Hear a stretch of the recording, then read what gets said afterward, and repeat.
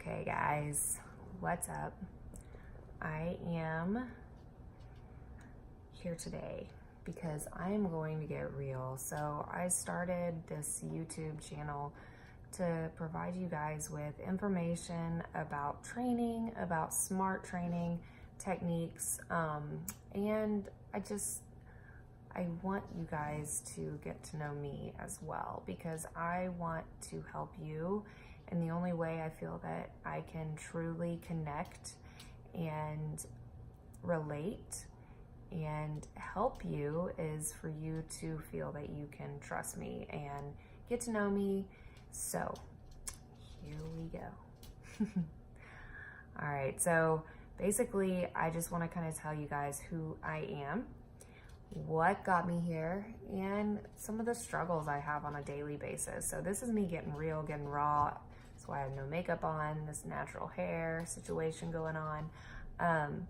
So first things first, I got into fitness, as many of you know, I think because of my rheumatoid arthritis diagnosis that I received when I was in college. And that at that moment in time, I mean, who in their right mind, what woman or girl rather, because I was still a girl, wants to get that, right? Like, you're in college, you're doing your thing, you're having fun, you think like living it up. And then you start waking up stiff, tired, achy, not really sure why you feel this way when you go down the stairs in the morning. And then you find out that you have this disease that you think is an old person disease, or at least that's what I thought. I was lucky because my dad does have it, but not saying that that's a good thing, but I was able to find out rather quickly that I had it, versus I know a lot of people who go through tons and tons of testing and stuff like that, just to figure out what's going on with them. Because I mean, RA can mimic other things too, other autoimmune diseases. But I was diagnosed rather quickly, started a treatment plan. I've been with the same doctor ever since. I don't love the medicine by any means, but I've been off and on the medication since that point. So over 10 years. But it has been an eye-opening experience, because when I was diagnosed at that time, of course, I got depressed. Not saying of course, but I definitely was depressed. I went from thinking I was controlling my life, which I wasn't, to thinking I'm gonna be alone for the rest of my life and that I'm never gonna find anyone to marry me. Luckily I did, but well, hasn't happened yet. But anyways, didn't think I would find anyone to marry me. I was gonna be alone. I just got super depressed, and I'm pretty sure a lot of people who go through that, or go through it with other diseases or other bad situations that get thrown at them, because life isn't fair for anybody. I don't care what you say. You can look at Instagram all day long, you can look at that celebrity all day long, but they have their own battles they're facing. And that's something I want you guys to realize too. But anyways, that's for another day. So yeah, I was diagnosed, moved home after I graduated, of course, and I moved home because I got a job here in Atlanta. I went to school for finance, actually, worked in that job for a few years, but while I was there, I was never happy with it, and I knew I wanted more to my life. And I had started really working out a lot, because truth be told, when I was younger, exercise, fitness, not my thing. I mean, I loved playing outside as a kid, and I was a dancer and a cheerleader, but conditioning, no, I would fake injuries, true story. So when I finally really started going to the gym and doing more than just hopping on the elliptical and, you know, getting some cardio in, being skinny fat, if you will, I realized what strength training and lifting and stuff like that could really help with my disease. And it did. I fell in love with fitness, and I fell in love with how it made me feel, the endorphins, just feeling stronger, and my joints literally feeling more mobile. And I just I lived for my gym time every day. So I continued to do that, but as I fell in love with that, with training, I knew I wanted to do that for others. I wanted others to know what they could do, what fitness and health and changing their diet, because I also did that as well, could really do for themselves. So I left my corporate job. I went in to train at this one place that was a blessing and a curse. Definitely not what I thought or what I was told. Place shall remain nameless, but I did meet my best friend Jessica through that. So it was a blessing in a sense, and I learned. And I went from there and worked at a few other gyms. I did group training at a few different places. I worked for an app for a while, helps basically start it, stuck around, watched it grow, and then just cut from that. Then I, during that time, finally stumbled upon where I'm at now at the studio in Atlanta, CYB, that really has helped change my perspective on training and really helped me learn more about the type of training I want to do, which has led me to the corrective exercise and the pre and postnatal stuff.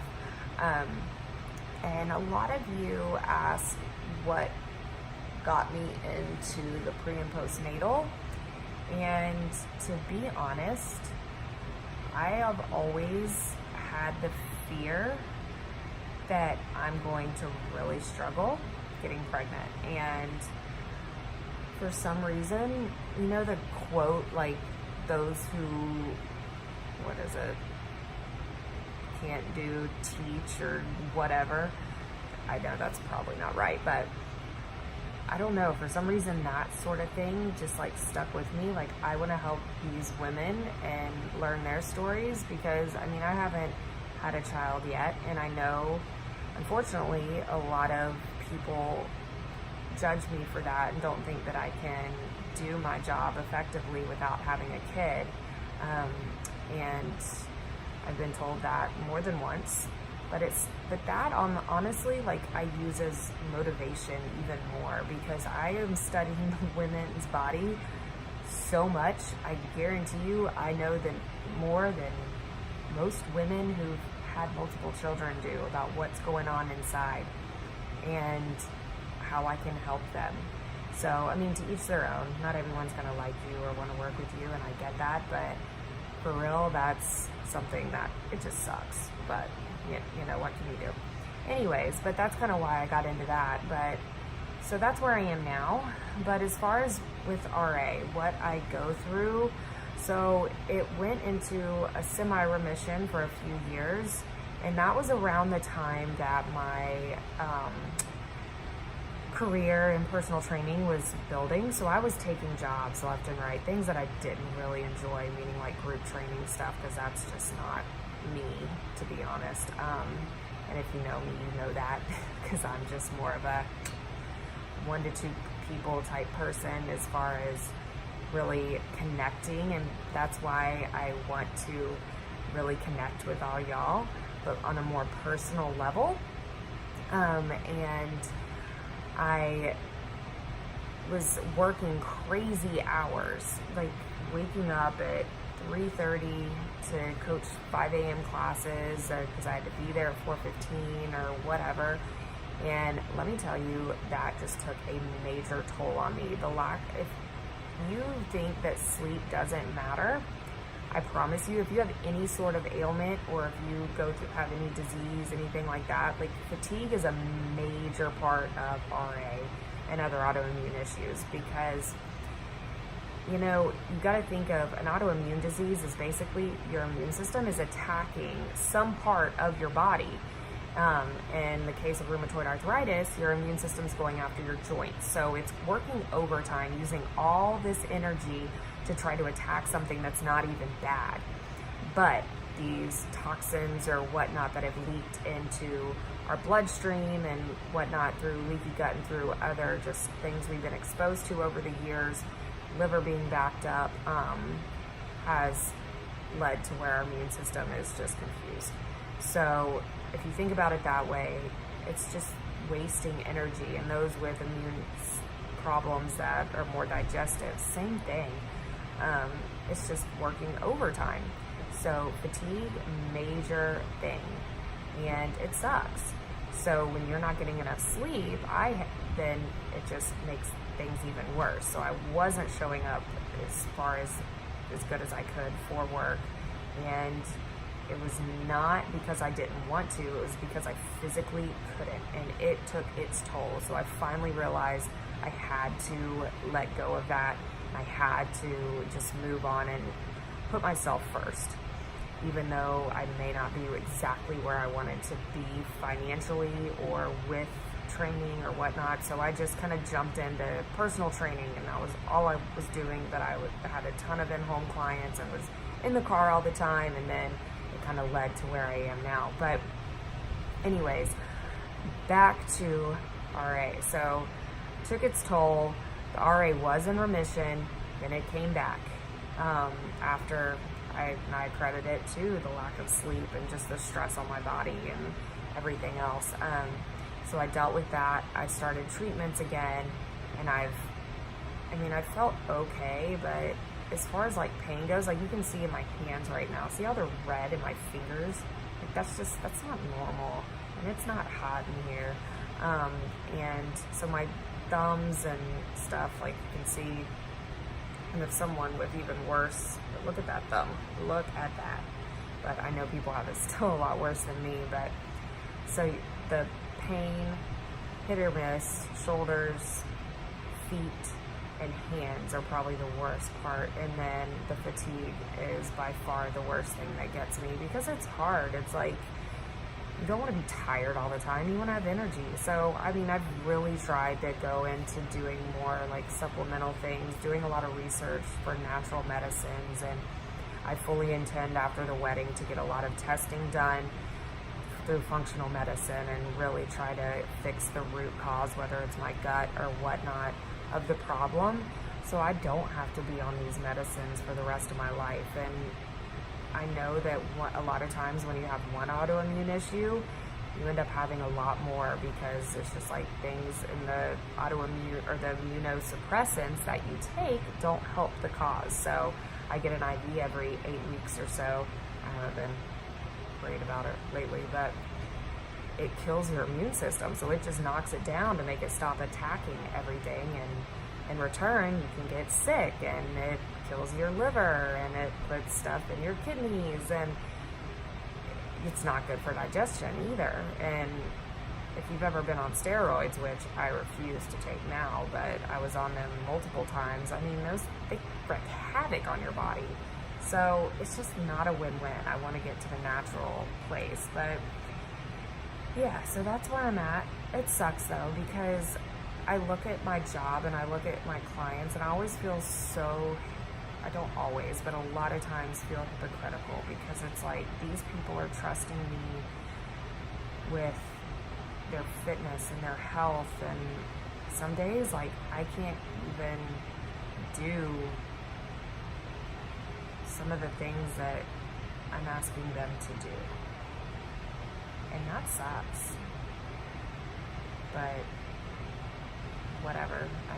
I don't intend to be this way forever, and luckily I have some amazing clients, and I know that it is what it is, and hopefully I can set an example for other people who are scared to take a jump or a risk because of what they've got built up in their mind. I try to stay positive. I try to overload positivity into others so I can hear it too.